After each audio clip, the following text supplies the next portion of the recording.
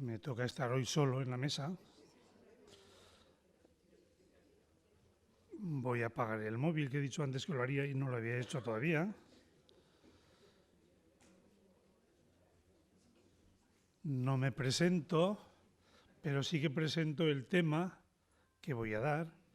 Es el tema de la moral. Estamos en el 50 aniversario o 50º aniversario del Concilio Vaticano II, con lo que significó luego para los cristianos en cuanto a nuestra relación con el mundo, con la Biblia. Dijimos que no hemos tocado el tema de la liturgia, que ha sido tan importante, pero que se ha visto más claramente. Y luego hoy hablamos del tema de la moral. El próximo día hablaremos de un tema también muy querido para nuestros ciclos, que es el tema de la ciencia, y cómo ese mundo que significó tanta tensión, incluso para algunos ruptura, como es el de la ciencia, pues también el Vaticano II tiene algo que decirnos sobre nuestra relación con ella. Y hoy vamos a hablar de la moral. Una pregunta que nos hacemos en el título, una nueva moral desde el concilio, pues es el tiempo que vamos a dedicarle. Yo sé que el tema de la moral no es un tema cualquiera, es un tema que lo aprendimos de niños a base de ir a las clases de la doctrina que decíamos entonces y en clases de religión que era la historia sagrada, pero que luego se nos metía también muy relacionada con nuestro comportamiento. Y nuestro comportamiento lo íbamos aprendiendo a base de recriminaciones, de premios y eso, y de las relaciones afectivas con nuestra familia y con nuestro entorno. El tema de la moral, por lo tanto, no es un tema meramente intelectual, es siempre un tema muy afectivo, muy cordial, muy cercano al corazón y muy cercano a fibras muy importantes de nuestra realidad personal, porque tiene que ver con la angustia, con la culpa, con esa palabra que tanto se usaba pero que nadie sabía bien qué era, el pecado. Entonces tiene que ver mucho, pero está mezclado también con los sentimientos afectivos propios de nuestras relaciones cercanas y familiares. En nuestra familia nos podían poner mala cara, nos podían declarar culpables nos podían mandar al rincón, nos podían poner un suspenso en clase o nos podían simplemente manifestar un descontento o un rechazo, que es algo a lo que todos le tenemos pánico, a sentirnos marginados o rechazados. Por eso yo sé que la moral, al hablar, tengo que andar con cuidado, porque no es simplemente respuesta a una inquietud intelectual, es también una respuesta a todos esos fenómenos que forman parte de nuestras fibras interiores. ¿Qué ha tenido que ver el concilio con esto que hablamos? Pues en primer lugar surgió con Juan XXIII, con la figura personal de Juan XXIII y algunos líderes políticos de la década de los 60, pues todo un sentido de entusiasmo en torno a ellos. Podemos recordar a Kennedy, a Khrushchev. Creo que a cada uno de ellos le significó también de alguna manera algún muro que bajaba los humos del entusiasmo. A Khrushchev le sucedió Brezhnev, con toda la vuelta a lo que significaba la cerrazón. Kennedy se encontró con el muro cubano y Juan XXIII se encontró también con el realismo que le significaba la curia. Y eso luego se manifestó en los preparativos del concilio y hubo que preparar de alguna manera, como ya vimos en la semana pasada, a propósito de los documentos sobre la Biblia, pues hubo que preparar una especie de estrategia conciliar. También la moral tuvo que preparar su estrategia. ¿Recordamos qué documentos morales tiene el Concilio Vaticano II? Hacemos un pequeño en silencio, buscamos en nuestra cabeza, en nuestro interior, a ver qué documentos. Ninguno. El Concilio Vaticano II no tuvo ningún documento sobre la moral. Y si ha significado un cambio en la moral es porque ha tenido que ocurrir un proceso. Los encargados de preparar un proyecto, un documento base preparatorio para el concilio, que se tituló De Ordine Morali, pues les ocurrió algo parecido a lo que nos explicaban también la semana pasada. Prepararon un proyecto que parecía más un documento jurídico que un documento de lo que hoy entendemos por moral. Era una síntesis de lo que era la moral preconciliar, una síntesis de lo que la inmensa mayoría de los que estamos aquí entendimos de niños que significa la moral, un conjunto de normas, que se confundían además con la fe cristiana. Porque si a alguno le preguntaban qué es ser cristiano, pues cumplir los mandamientos. La cosa más terrible que se puede decir del cristianismo, que sea el cumplimiento de mandamientos. Mediante esa estrategia de echar abajo el documento inicial, pues hubo intentos de preparar un documento sobre la moral, pero no hubo posibilidad de hacer un arreglo y de llegar a un consenso. Entonces se dejó. Y lo único que brotó expresamente sobre moral son 3 líneas. En un documento secundario dedicado a la formación de los futuros sacerdotes, que se titula Optatant Ocius, ahí se dan 3 líneas sobre cómo entiende el concilio que debe ser la formación moral. Un programa para rehacer nuestra moral personal. Eso es lo que viene a ser lo que nos dice el concilio sobre la moral. No dice nada más, sino un proceso metodológico para que cada uno y todos juntos, poco a poco, iniciemos un cambio y que ese cambio tenga algunas características. ¿Qué características?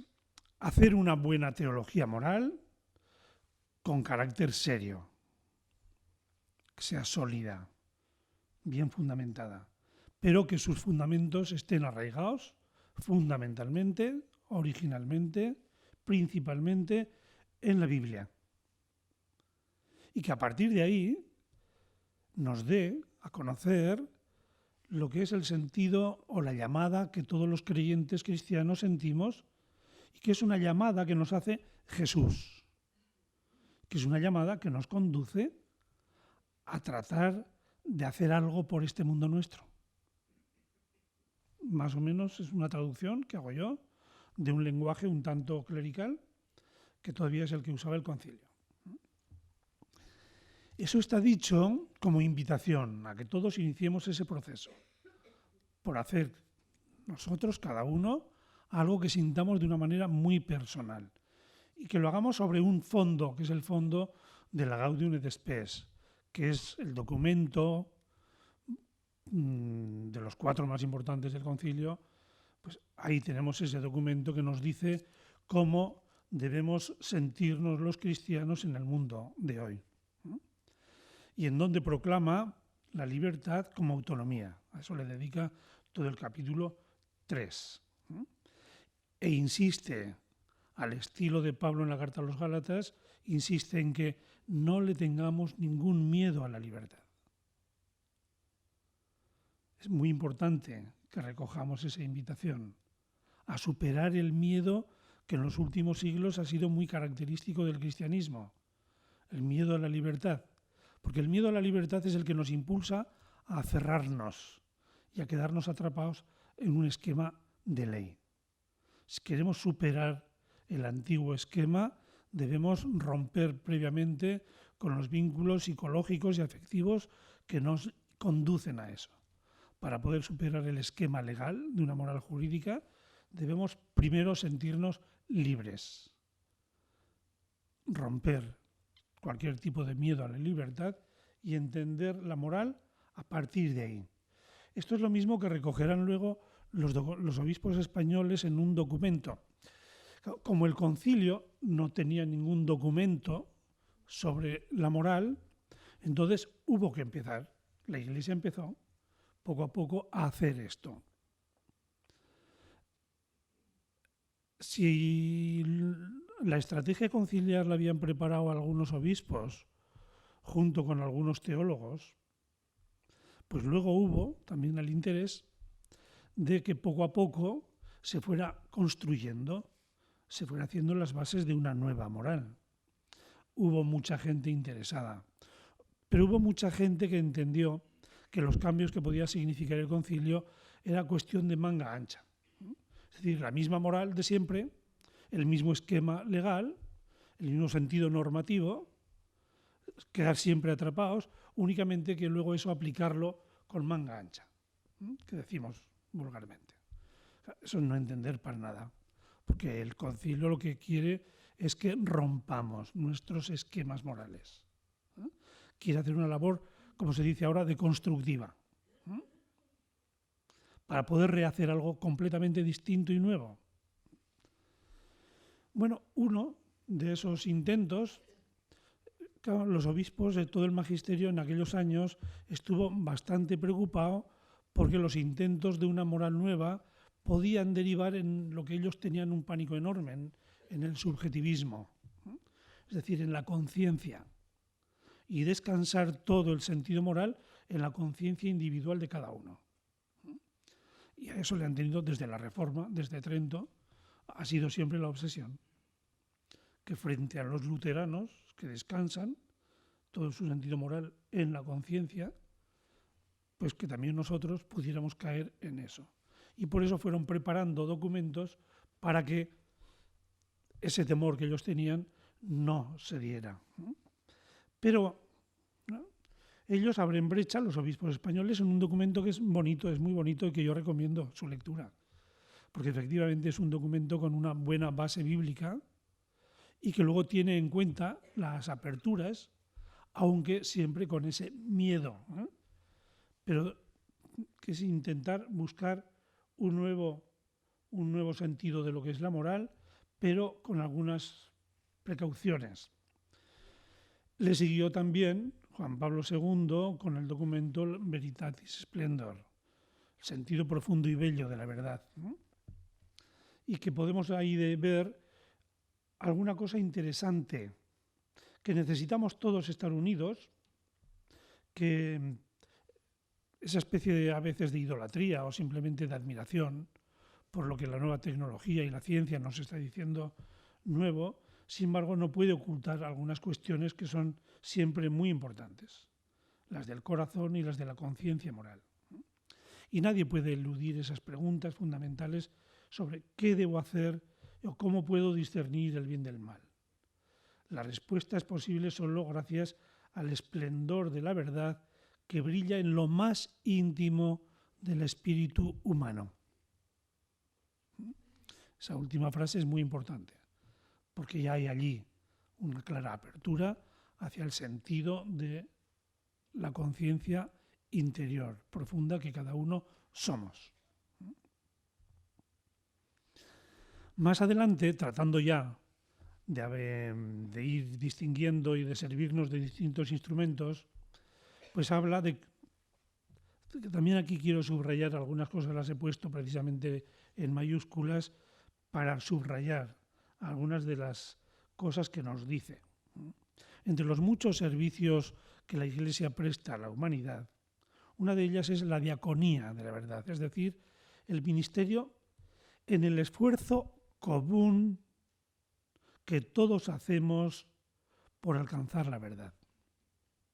Aquí hay un cambio, porque en nuestra tradición eclesial, desde Trento y el Vaticano I, nuestra tradición helenista nos ha derivado hacia un concepto hacia un modo muy conceptual de entender la verdad. Son verdades que decimos, que expresamos, conceptos.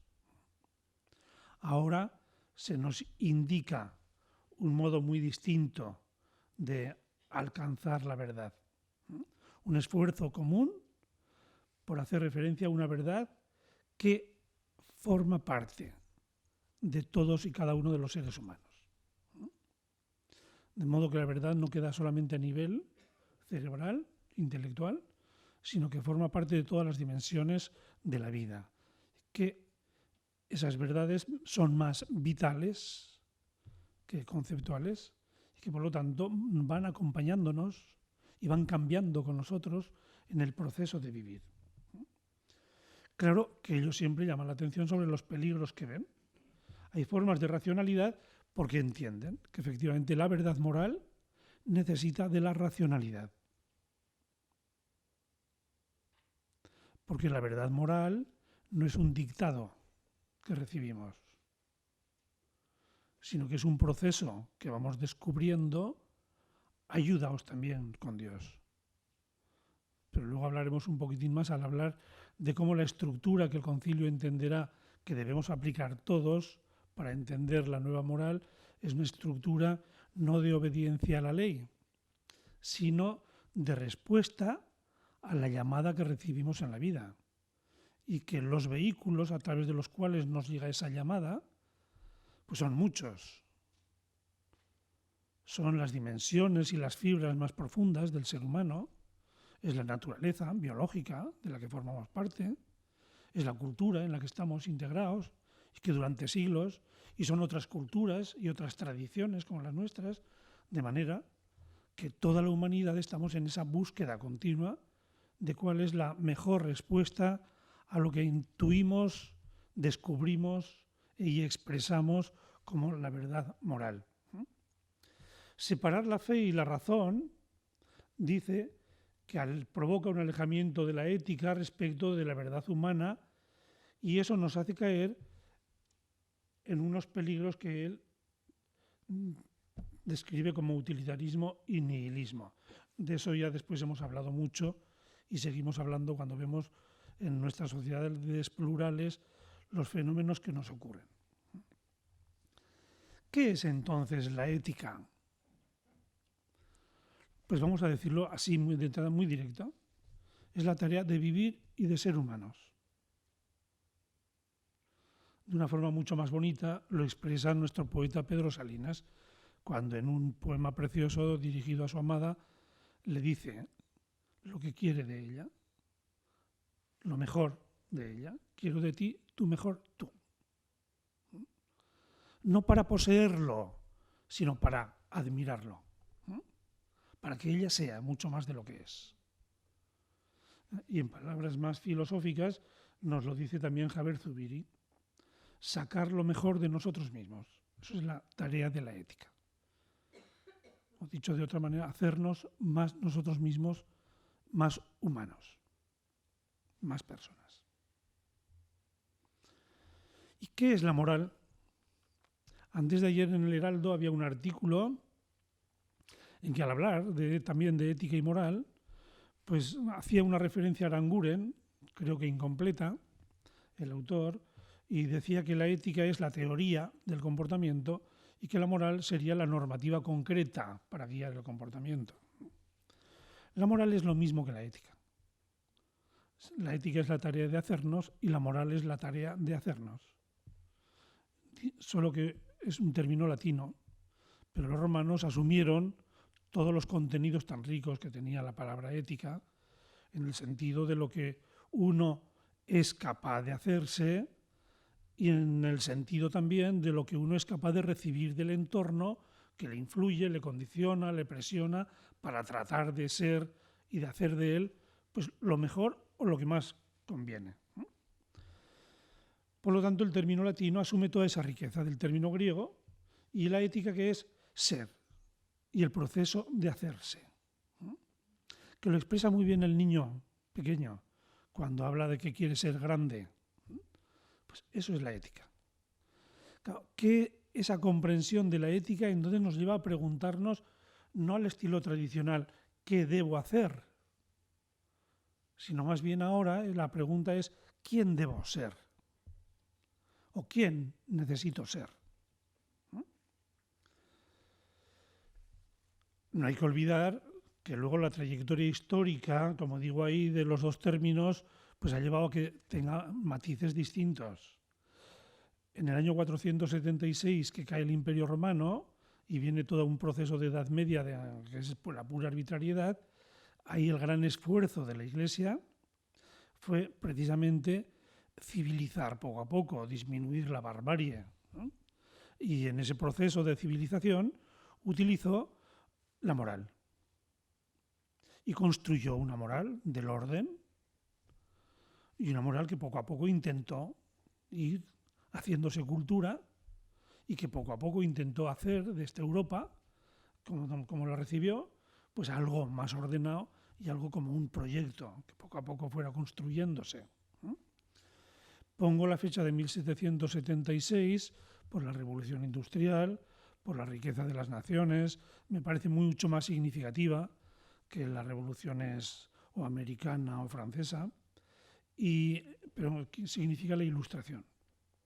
Y la Ilustración introdujo una etapa nueva y quiso, uno de los dilemas que tuvo al principio de todo la Ilustración fue el gran problema de vacío ético que podía darse en la nueva sociedad.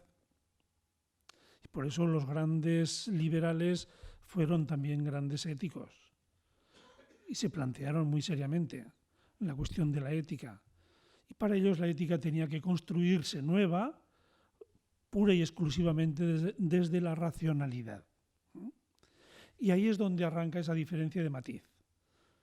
A partir de la Ilustración, la palabra ética, que la asumen los filósofos racionalistas, pues se entenderá como el estudio y la dirección, la guía del comportamiento, orientado con ese sentido puramente racional. Y la moral, en cambio, se arrastrará por el uso que se había hecho anteriormente por los curas, por toda la tradición religiosa y teológica, apoyándose tanto en la revelación, en la fe, como también en la racionalidad. Y para nosotros ha quedado eso. Nosotros hablamos de teología moral y otros hablan de filosofía moral o ética.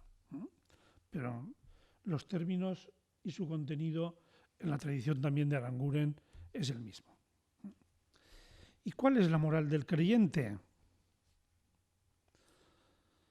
Y ya en Mateo esto es un problema. Porque en el capítulo 25, cuando pone ahí a Jesús en esa escenografía apocalíptica de juicio, pues algunos se preguntan, ¿cómo, Señor? ¿Y nosotros hemos hecho esto? ¿Te hemos dado a ti algo de comer? ¿Te hemos visto desnudo alguna vez? ¿Hemos hecho contigo eso de visitarte? Sí, sí. No os habéis dado cuenta, pero cuando lo habéis hecho con uno de estos, lo habéis hecho conmigo. ¿No? O al revés. Entonces, nos sigue todavía cuestionando si la moral del creyente o si la moral religiosa o si la moral teológica es una moral distinta de la ética civil o de la moral racional. También encontramos en el mismo Mateo la cuestión que Jesús les plantea cuando le dicen, Señor, no hemos hecho nosotros, no hacemos, y no hacen esto también los demás. Vosotros sed perfectos. Parece que en la sensibilidad de Jesús el creyente tiene un sentido moral como de más exigencia, pero no de contenidos distintos. Después del concilio, también esto los teólogos católicos y protestantes se plantearon, fundamentalmente los católicos. Representantes de estas corrientes fueron Bernard Häring, partidario con matices de insistir en que sí que hay una moralidad cristiana propia, y Joseph Fuchs, también alemán, que insistía más bien en que el sentido moral, puesto que es la tarea de vivir y la tarea histórica de hacernos todos juntos, eso es común para todo el ser humano. Y otro debate que tenemos, sobre todo en nuestras sociedades plurales, es la cuestión si debe entenderse la moral como una ética de mínimos o de máximos.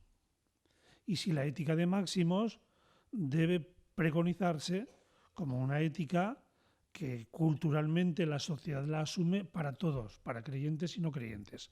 O dicho de otra manera, si los obispos tienen derecho a pedir a todo el mundo las exigencias morales cristianas. ¿Me he explicado? Resumo así de alguna manera el debate. de nuestra sociedad? ¿Tienen derecho los obispos a pedir que la sociedad recoja en sus leyes algunas observaciones o algunas exigencias que los cristianos consideran propias, pero que los demás pueden considerarlas no propias y no obligatorias? Es un debate muy interesante, muy largo. ¿Qué es, pues, la ética? Es la tarea de hacernos en el camino de la vida. Desde el principio, en la Biblia, en el Antiguo Testamento ya, en la estructura que encierra el Decálogo, se nos dice a modo de conclusión: seguid el camino que os marcó el Señor y viviréis, y os irá bien, y prolongaréis la vida en la tierra que vais a ocupar. Nos dice el Deuteronomio como conclusión del Decálogo. En ninguna parte dice: haced esto porque os lo mando yo para ir al cielo, sino que se entiende como un camino en el cual está la voluntad también de Dios, pero que está dirigido en su finalidad a hacer posible una vida mejor aquí en la tierra. Tarea histórica, por lo tanto. Subrayado es ese mismo sentido por Jesús cuando en Juan insiste también: yo he venido para que tengan vida y la tengan abundante, es decir, para vivir y para vivir mejor. Esa es la tarea de la moral. No es otra moral, por lo tanto, en contenidos, pero sí la vivimos desde otra referencia distinta, algo que en la Biblia se llama el sentido de alianza. Es decir, todos tenemos la misma vida. Ser creyente no significa tener más tarea, no significa tener más normas, no significa tener más contenidos morales o más obligaciones vitales. Significan los mismos, las mismas tareas, pero eso sí, sentir que haciendo la tarea de la vida es donde se expresa y se vive la relación de agradecimiento a Dios. O sea que en la tarea moral es donde también se realiza y se vive la referencia religiosa. ¿Y cuál fue la experiencia moral de Jesús y cómo nos la expresó Él? Frente a la acusación que le hacían de que Él parecía abolir, cargarse la ley en términos coloquiales, Él insiste en que no ha venido a abolir la ley y los profetas, siempre con ese añadido, la ley y los profetas. Porque existen dos tradiciones en el Antiguo Testamento, o dos posiciones distintas respecto a la ley. Para los profetas, cumplir la ley es vivir preocupándose por el vecino, sobre todo el huérfano, la viuda, el extranjero, el pobre, el necesitado. Eso es cumplir la ley en la tradición de los profetas. Y las leyes sirven para recoger precisamente las necesidades de todos y especialmente de los más débiles, de los más necesitados. Por eso Jesús añadía: se identificaba con la tradición profética a la hora de entender la ley. Y nos coloca en el centro el valor fundamental sobre el cual debe construirse también nuestra moral personal y comunitaria. No sobre valores abstractos, sino siempre sobre personas. La persona y la persona necesitada es la que ocupa el centro y la que prevalece siempre sobre lo más valioso que podamos tener, incluso en nuestras tradiciones culturales o religiosas. Todos sabemos qué significaba el sábado en la tradición religiosa judía. El no a más. Y efectivamente en algún momento lo había sido. Y era muy importante. Pero ellos aquel momento lo eternizaron. Hicieron de aquel momento la consagración ya de un valor como intocable y absoluto para siempre. Y otra cuestión muy importante también en lo que Jesús nos dice sobre su moral, la moral que nos ofrece y nos presenta, a la que nos invita. no va dirigida a los buenos. No es una moral para buenos. Es para malos, para pecadores. Con lo que eso pueda tener también de provocación y de llamada a tratar de entender las cosas de una manera distinta a como muchas veces lo llamamos. El concilio asume, y nos lo decía en la Optata Cius, también la Gaudium et Spes lo repite varias veces, que nuestra relación con Dios la experimentamos como llamada. Y efectivamente, Jesús nos llama a partir del encuentro. ¿Y cómo nos llama Él?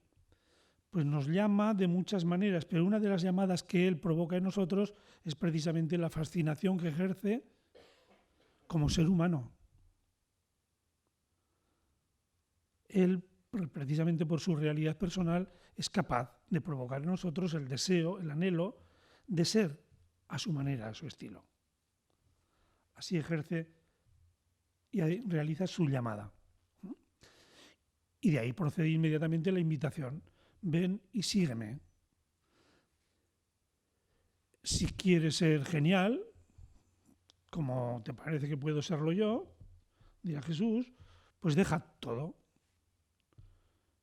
Deja todos tus Egiptos, deja todo tu mundo en el que estás atrapado y sal a la intemperie del desierto, sal a la vida y comienza una aventura. Siempre estás a tiempo.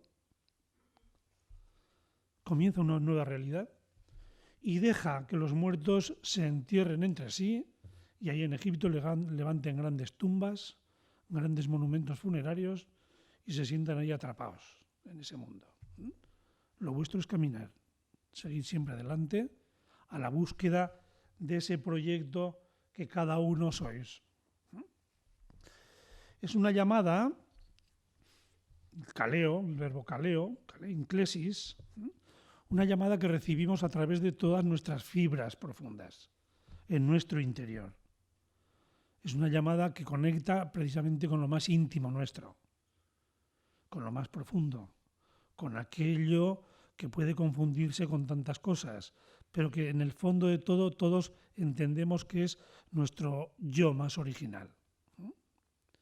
Una vez que somos capaces de ir quitando las capas de cebolla, el entorno, la cultura, la biología, el no sé qué, la lingüística, la economía, etcétera, etcétera, una vez que vamos sacando todo eso que forma parte de nosotros, pero allí en el fondo de todo descubrimos un algo que es original nuestro, pues ahí es donde esa llamada produce su eco.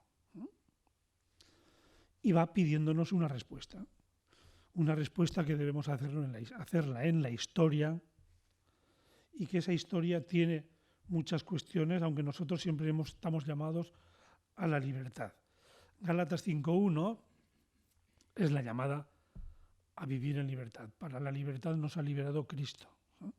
Pues esa es la forma en que se entiende que debemos vivir. ¿Y qué es esa historia? Pues en nuestras dos grandes tradiciones, la griega y la semita, la bíblica, es un largo viaje. En una es un largo viaje de ida y vuelta, en la otra es un largo camino de salida hacia otra tierra distinta, el Éxodo. El largo proceso de hacerse, de hacernos y de hacer realidad algo que añoramos, que anhelamos, que necesitamos.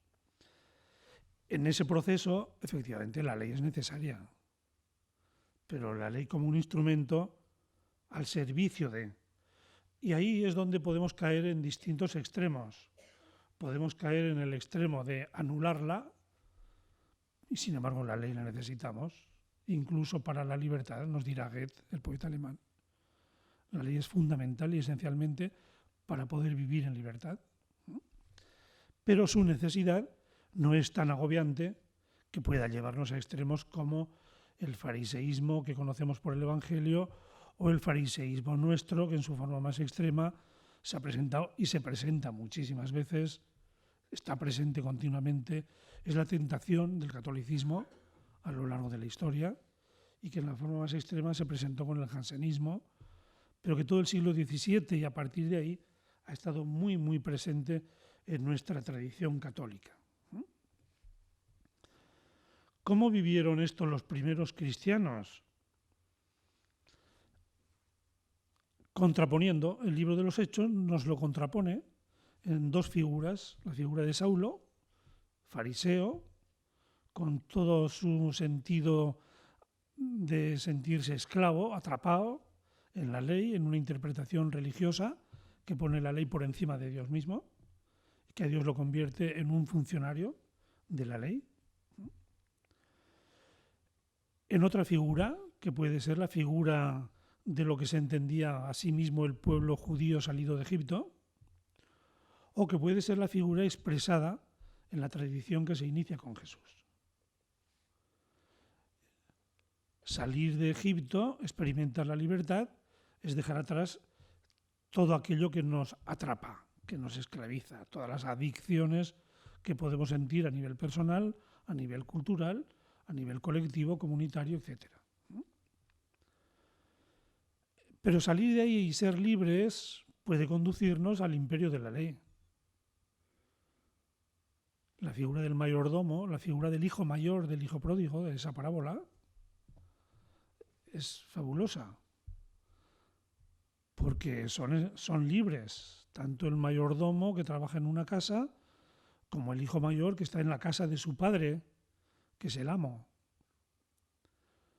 Y siendo libre, su obligación es cumplir con la obligación. Estar siempre con una vida regida por lo que en cada momento se espera de ellos. Esa es la figura del mayordomo, es una experiencia religiosa y es una experiencia moral. ¿Y cuál es la otra experiencia en la que quiere introducirnos Jesús y de la cual habla Esteban? La del Hijo. A la cual tanto el mayordomo como los representantes de la ley le tienen pánico porque el hijo es el que en su casa hace lo que le da la gana. El que tira las cosas por un sitio y entra y deja los zapatos por el pasillo y se siente libre y va a la nevera y coge lo que no ha comprado. Esa figura del hijo es la figura que produce pánico a unos porque representa el caos, el desorden, el libertinaje, dirán algunos, el abuso de confianza, dirán otros.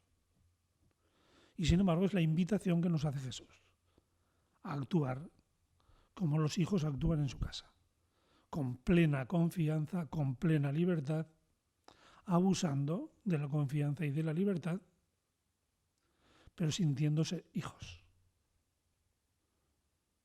Porque desde allí vendrá la nueva moral. El hijo será capaz de hacer mucho más que el mayordomo en caso de necesidad. Cuando se siente tranquilo y libre, pues es un vago, puede ser un vago y un abusón. Pero cuando la realidad reclama, entonces salta y se pone en cuerpo y alma al servicio de lo que la familia necesite. Así nos quieren. Eso es lo que Saulo pensó, inició el proceso de cambio, le hizo caer en la cuenta, y esa es la libertad de la que él habla en la carta a los Gálatas. La sensación de... Entonces, ¿qué es la ley? ¿Para qué sirve la ley? Y él echa mano de una figura muy común en el mundo romano, la figura del pedagogo, el esclavo griego, traído, una persona culta, pero esclava, servidora, por lo tanto, para la educación de los hijos. Y esos hijos van creciendo. Y mientras los hijos son pequeños, tienen que obedecer al esclavo. Pero conforme se van haciendo adultos, son hijos, son libres y por lo tanto están por encima.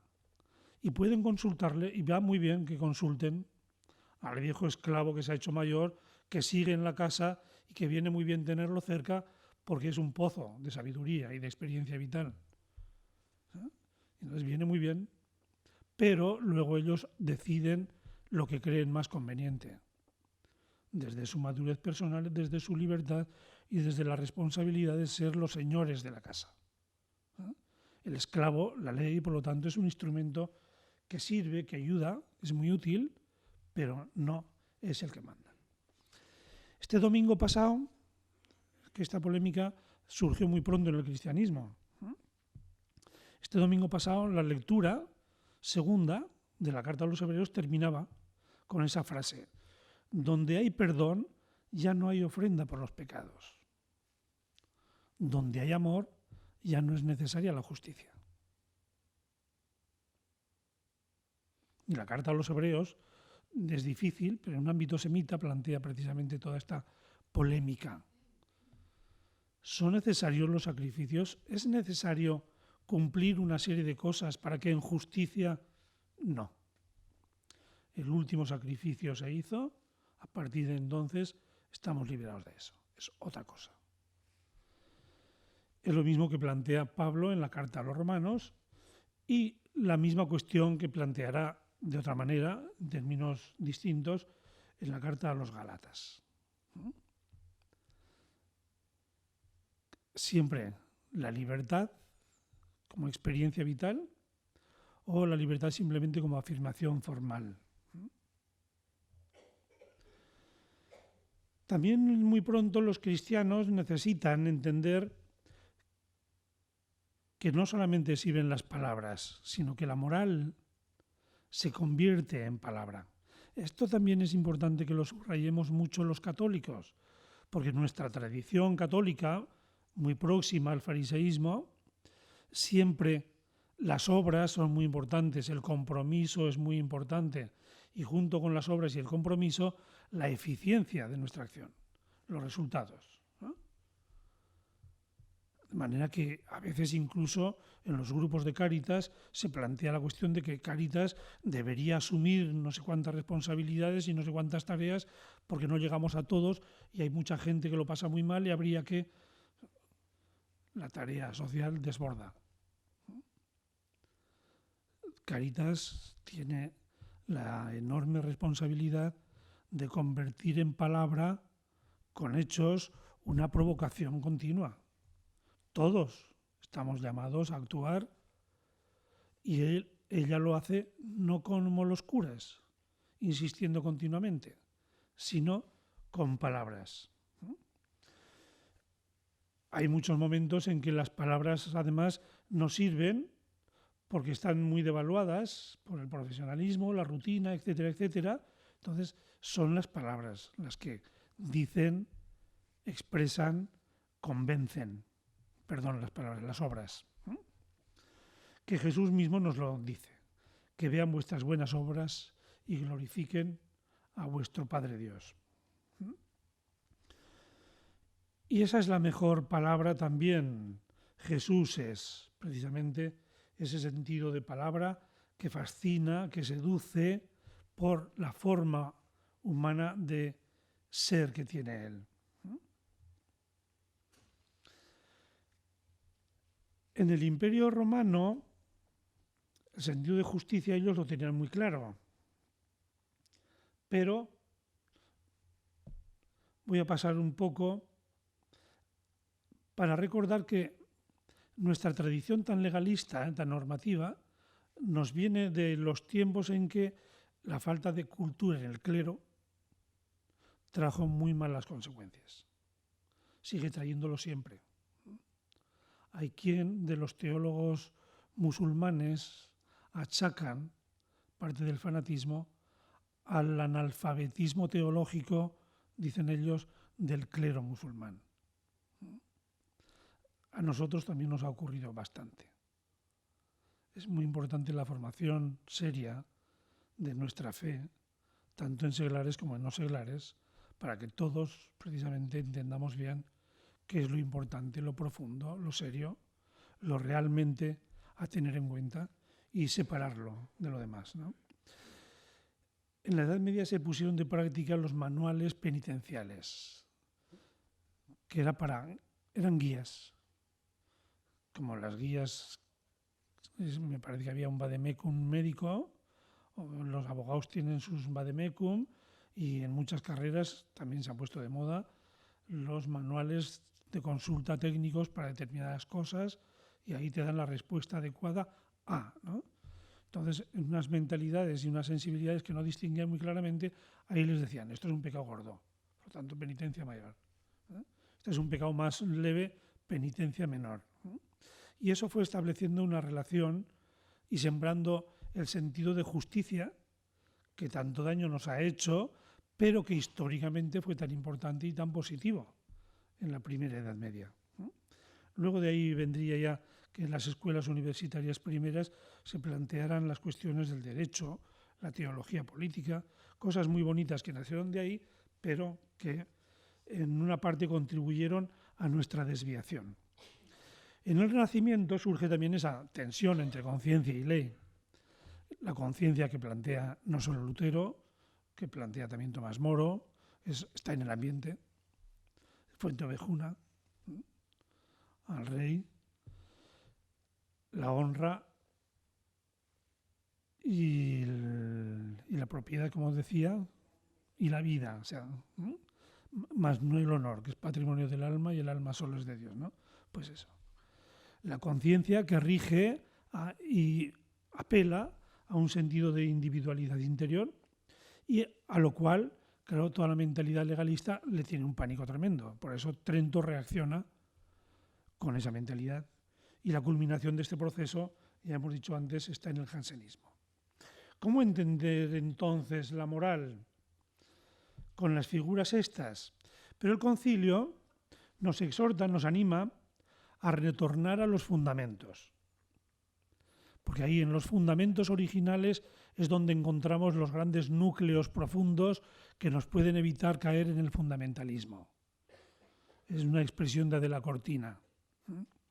Buscar lo principal, buscar lo importante, buscar lo profundo, buscar aquello que es la esencia de nuestra realidad.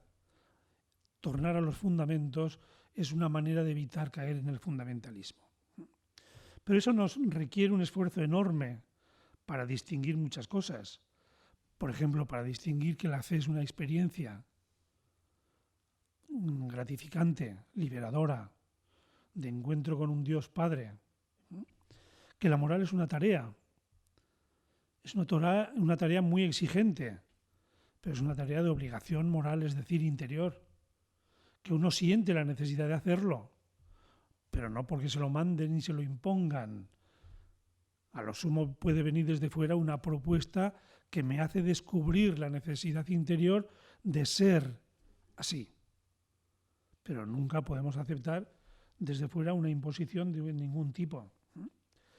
Que la cultura es elemento muy importante que forma parte también de nuestra tradición moral y que muchas veces se nos cuelan como valores morales, valores que son meramente culturales. Que las costumbres forman parte también de nosotros, pero que la costumbre no es tradición. Toda la vida se ha hecho así, pues desde hace 50 años, por ejemplo, o desde hace 500 años. Pero la tradición, y no la tradición conceptual, sino la tradición vital, a que hacemos apelación, como hacíamos en la semana pasada, con la Biblia, es otra cosa distinta. Es la experiencia común a lo largo de toda nuestra historia de lo que realmente es nuestro. Y nos invita a repensar aspectos tan importantes como qué entendemos por conciencia. ¿Cuál es la función de la ley? ¿En qué sentido el concilio nos invita a vivir con autonomía, siempre con autonomía, a renunciar nunca a ella? Y nos invita a repensar aspectos tan importantes que nos afectan tanto como las palabras de pecado, de culpa, qué es culpa y qué es culpabilidad, qué tiene ahí de realmente culpa que descubrimos con sentido claro, profundo y racional, de lo que es ese mundo de sentimientos que nos hacen sentirnos culpables, que no controlamos y que tienen que ver mucho con los afectos de grupo, de familia, etc. A repensar la tarea moral como la tarea del crecimiento personal y como la tarea del crecimiento de todos, en común.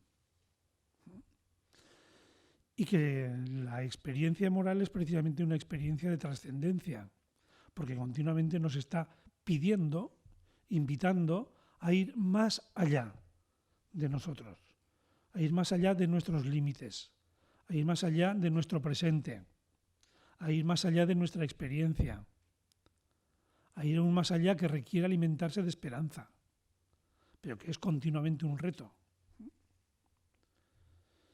Y el concilio nos invita, por lo tanto, a rehacer continuamente, en ese proceso de búsqueda común con toda la humanidad, qué es la tarea moral.